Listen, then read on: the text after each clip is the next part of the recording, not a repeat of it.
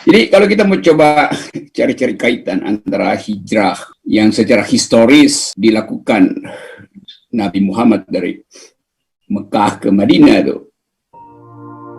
kan selalu kita mau cari semacam konteks dari istilah itu tuh. Kata hijrah lalu dikaitkan dengan satu gerak berpindah gitu. Tapi berpindah ada dua sifat, berpindah dalam pengertian maju atau berpindah dalam pengertian mundur.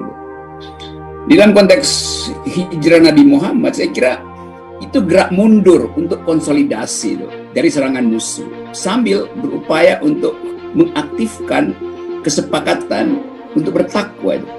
Jadi sambil mundur, sambil memperbaiki diri agar supaya kuat untuk kembali maju.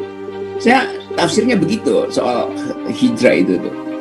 Jadi perpindahan itu bukan dari jarak, berapa jarak antara Mekah ke Madinah itu, atau berapa waktunya itu. Betul, itu ukuran teknis, tapi ada ukuran etisnya itu.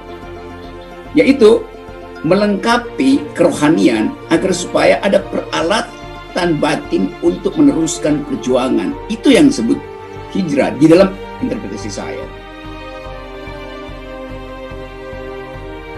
Kalau saya naik gunung, sebetulnya saya lagi hijrah tuh.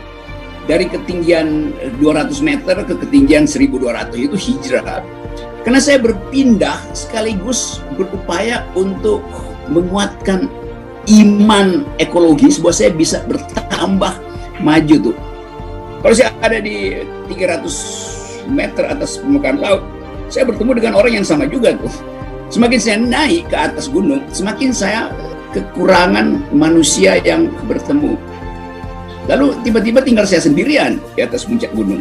Lalu saya memperoleh semacam energi rohani itu untuk mulai mengevaluasi diri itu. Sambil berpikir, bagaimana kalau saya hilang sendirian? Siapa yang rescue gitu? Jadi hijrah itu adalah persiapan batin untuk mengalami hal yang paling radikal dalam hidup, hal yang paling eksistensial dalam hidup.